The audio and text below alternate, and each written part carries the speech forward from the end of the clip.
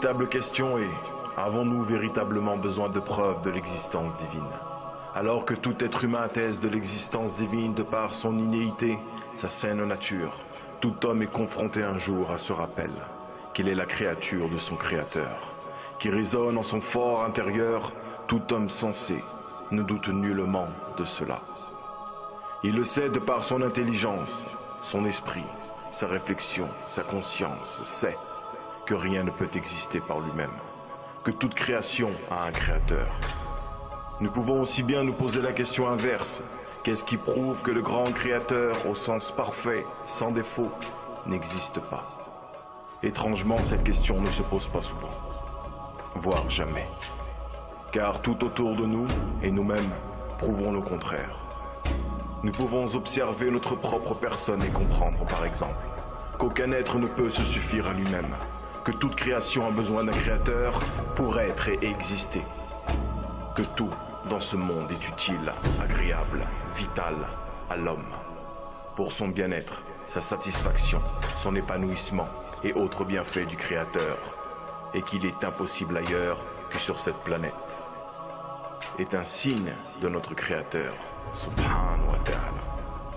C'est cet univers constant qui permet de répondre aux besoins de l'homme, pas simplement pour une génération, mais pour toute l'humanité, jusqu'à la fin des temps, pour que toutes les générations humaines puissent bénéficier des mêmes potentialités, pour avoir toutes les mêmes chances. Depuis Adam alayhi salam, tous les éléments fonctionnent de la même façon, depuis leur création, c'est-à-dire d'après un calcul précis et inouï, d'une science et d'une sagesse infinie, parfaite et non par hasard qui lui ne crée rien. Le hasard, c'est l'impossibilité. Et dire que l'univers s'est créé par hasard ou accidentellement est une fausseté.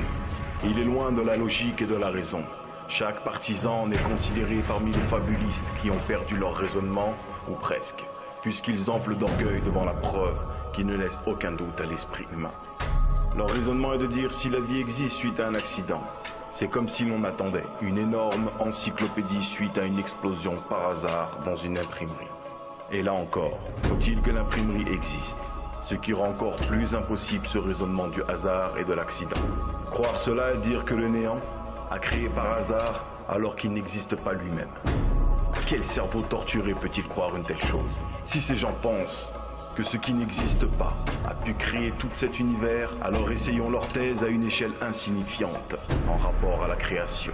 Que ces gens prennent seulement 10 pièces identiques numérotées de 1 à 10, les mettent dans leur poche en les mélangeant assez, après qu'ils essaient de les faire sortir dans l'ordre en remettant à chaque fois la pièce prise dans leur poche. La probabilité de tirer la pièce numéro 1 est de 1 sur 100. De tirer les 1, 2, 3 et 4 est de 1 sur 10 000. Et les pièces numéro 1 à 10 dans l'ordre est de 1 pour 10 milliards. En d'autres termes, impossible. Car il faut en plus, ce qui rend la chose encore plus impossible, c'est d'avoir ces pièces. Donc préalablement créer du néant et rajouter cette intelligence de comprendre le calcul mathématique, de savoir compter de 1 à 10. La capacité de mouvement de cette main. Créer la poche pour y mettre les pièces, et bien plus encore, et tout cela à partir du néant. Alors que dire de tout un univers qui dépasse l'entendement et l'esprit humain? Mais l'humain n'a pas besoin d'aller au-delà de sa compréhension limitée, de par la volonté et la sagesse du Créateur de l'Alamin, subhanahu wa ta'ala. N'a-t-il pas médité sur la création, sur lui-même, comme par exemple qu'il est parmi des milliards d'êtres vivants sur cette planète, le sujet ou la créature principale et dominante dans ce monde? La science moderne nous apprend et nous rappelle que rien ne peut exister par lui-même, car il n'a rien en lui qui puisse lui permettre cela, d'exister du néant.